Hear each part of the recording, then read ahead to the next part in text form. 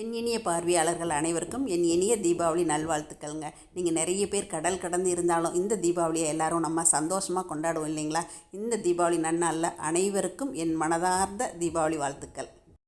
தீபாவளி அப்படின்னாலே நம்ம நிறைய பலகாரங்கள் செய்வோம். அந்த வகையில் என்னுடைய சேனலில் நிறைய ரெசிபிஸ் கொடுத்துருக்கேன். உங்களுக்கு தேவையானதை நீங்கள் பார்த்து செய்யுங்க. இப்போ இந்த வருஷம் தீபாவளிக்கு நான் என்னென்ன ரெசிபிஸ் கொடுத்தேன்னு பார்த்துடலாங்க. பொட்டுக்கடலை உருண்டை, இதில் வந்து புரோட்டீன் சத்து நிறைய இருக்குது. இது ரொம்ப ஈஸியாக செஞ்சிடலாம். அடுத்ததாக வந்து அங்கம்மா செஞ்ச உப்புட்டு, இந்த உப்புட்டு வீட்லேயே எளிய முறையில் எப்படி செய்யலான்னு தான் கொடுத்துருக்கேங்க. அப்புறம் ஹோம்மேடு பாதுஷா, இதை வந்து திருச்சி ரமணி அம்மா நம்ம சேனலில் வந்து செஞ்சு காட்டியிருக்காங்க. ரொம்ப சிம்பிளாக செஞ்சு காட்டியிருப்பாங்க.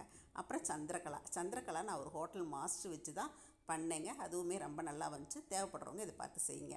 அப்புறம் வந்து திருவாரூர் அக்காவோட இன்ஸ்டன்ட் முறுக்கு, வீட்டில் இருக்க அரிசி மாவு கடலை மாவு வச்சு அக்கா வந்து ரொம்ப சிம்பிளாக சொல்லி கொடுத்துருக்காங்க. இந்த முறுக்குமே ஈஸியாக செய்யலாங்க. அடுத்தது வந்து எங்களோட சரசூஸ் ஃபுட் ப்ராடக்ட்ஸ் முறுக்கு மாவு வச்சு முறுக்கு செஞ்சேங்க.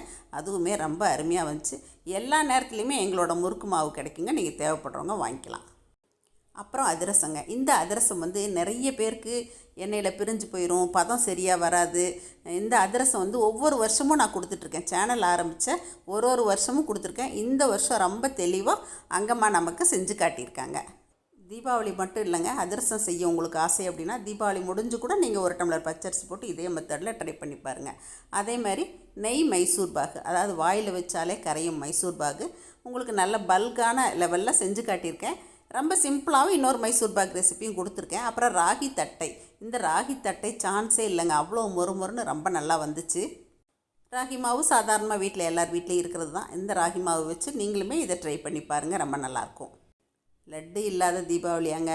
லட்டு ரெசிபி என்னோடய சேனலில் நிறைய பேர் செய்கிறது, நிறைய வீடியோக்கள் கொடுத்துருக்கேன். எல்லாருக்குமே லட்டு ரொம்ப பிடிக்கும் இல்லைங்களா? இந்த லட்டையும் என்னோடய சேனல் பார்த்து நீங்கள் செய்யுங்க.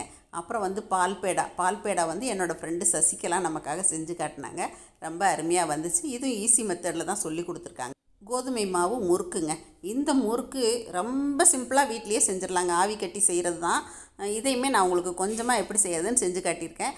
நீங்கள் மற்ற நாளில் ஈவினிங் ஸ்நாக்ஸுக்கு கூட இதை ட்ரை பண்ணி பார்க்கலாங்க.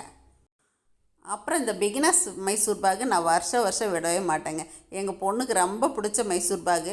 அதனால் ஒரு டம்ளராவது போட்டு தீபாவளிக்கு இந்த மைசூர் பாகு அவங்களுக்கு செஞ்சு கொடுத்துருவேங்க. மைசூர் பாகு நீங்கள் இதை பார்த்து ட்ரை பண்ணலாங்க.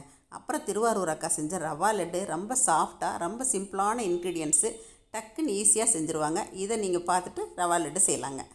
இந்நேரம் நீங்கள் எல்லா பலகாரமுமே செஞ்சு முடிச்சிருப்பீங்க. தீபாவளி அன்றைக்கி சைவ விருந்து எப்படி செய்கிறது அப்படிங்கிறதுக்காக ஒரு விருந்துமே உங்களுக்கு நான் கொடுத்துருக்கேங்க. உங்களுக்கு தேவையானதை செஞ்சு உங்கள் குடும்பத்தோடு எல்லோரும் சந்தோஷமாக தீபாவளியை கொண்டாடுங்க. வாழ்த்துக்கள்.